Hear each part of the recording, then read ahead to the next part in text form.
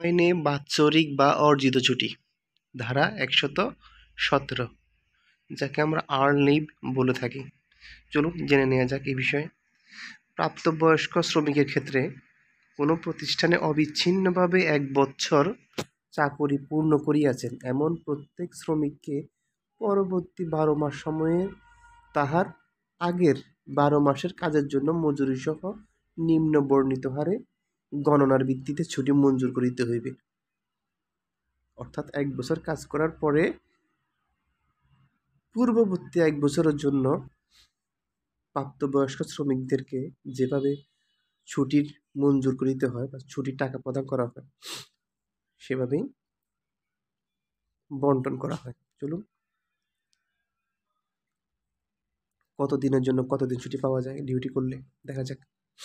প্রাপ্তবয়স্কদের ক্ষেত্রে কোনো দোকান, বাণিজ্য বা শিল্প প্রতিষ্ঠান, কারখানা অথবা সড়ক পরিবহনের ক্ষেত্রে প্রতি ১৮ দিনের কাজের জন্য ১ দিন, যেটি গার্মেন্টসে দেখা যায় ১৮ দিন কর্মদিবসের জন্য ১ দিন করে ছুটি জমা হয়।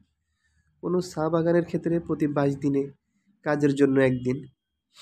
কোনো সংবাদপত্র শ্রমিকের ক্ষেত্রে প্রতি ১১ দিনের কাজের জন্য ১ দিন। নর্মালি আমরা জানি ১৮ দিনের কাজের জন্য ১ দিন করে গার্মেন্টসগুলোতে কী করা হয়, অর্জিত ছুটির জমা হয়। এরপর আসো অপ্রাপ্ত বয়স্কদের ক্ষেত্রে কোনো প্রতিষ্ঠানে অবিচ্ছিন্নভাবে ১ বছর চাকুরি পূর্ণ করিয়াছেন এমন প্রত্যেক শ্রমিককে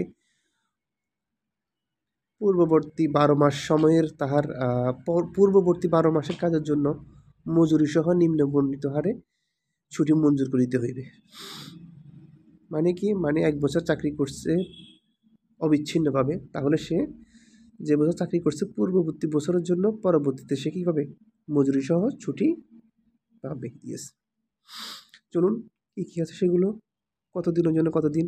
কোনো কারখানার ক্ষেত্রে ১৫ দিনের জন্য ১ দিন, এগুলো হচ্ছে অপ্রাপ্তবয়স্ক শ্রমিকের ক্ষেত্রে। চা বাগানের ক্ষেত্রে ১৮ দিন কাজের জন্য ১ দিন। কোনো দোকান, বাণিজ্য বা শিল্প প্রতিষ্ঠানের ক্ষেত্রে ১৪ দিনের কাজের জন্য ১ দিন করে কি হয়? অর্জিত ছুটি পাওয়া যায়। কারখানার ক্ষেত্রে ১৫ দিনের জন্য ১ দিন। চা বাগানের ক্ষেত্রে ১৮ দিনের জন্য ১ দিন। কোনো দোকান, বাণিজ্য বা শিল্প প্রতিষ্ঠানে ১৪ দিনের জন্য ১ দিন। ওকে। আর যদি কোনো শ্রমিক সেগুলো যদি ভোগ না করে, তাহলে সেটি তার পরবর্তী বছরের সাথে যুক্ত হবে। এখানে সে কথাই বলা আছে, যদি কোনো শ্রমিক কোনো ১২ মাস মেয়াদের মধ্যে উপধারা ১ এবং ২ এর অধীনে তাহার ছুটি ভোগ না করেন, তাহলে সেগুলো পরবর্তী বছরের সাথে যুক্ত হবে। এরপরে বলা আছে, উপধারা ৪ যাই থাকুক না কেন, প্রাপ্তবয়স্কদের ক্ষেত্রে কতদিন পর্যন্ত আমরা ছুটি, কতদিনের বেশি ছুটি পাবো না, পায় না। সেটা হলো কোনো কারখানা অথবা সড়ক পরিবহন প্রতিষ্ঠানের ক্ষেত্রে ৪০ দিন, এর বেশি ছুটি, অর্জিত ছুটি হয় না, বন্ধ হয়ে যায়। কোনো চা বাগান, দোকান বা বাণিজ্য অথবা শিল্প প্রতিষ্ঠানের ক্ষেত্রে ৬০ দিন হয়।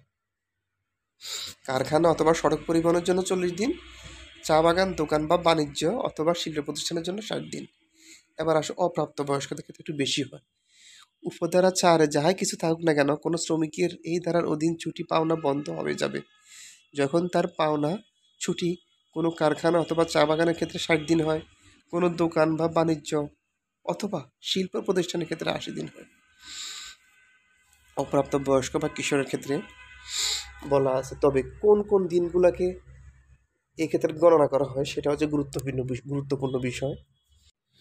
কোনো শ্রমিক কোনো প্রতিষ্ঠানে অবিচ্ছিন্নভাবে কোনো সময়ের জন্য কাজ করেছেন বলে গণ্য হবেন, যদিও বা উক্ত সময়ে নিম্নলিখিত কারণে তাহার কাজ ব্যাহত হইয়াছে। ক, কোনো বন্ধের দিন। খ, কোনো মজুরিসহ ছুটির দিন।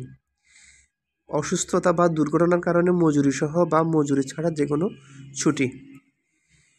অনধিক ১৬ সপ্তাহ পর্যন্ত প্রসূতি ছুটি। কোনো লে অফ, আইনসম্মত ধর্মঘট বা বেআইনি লক আউট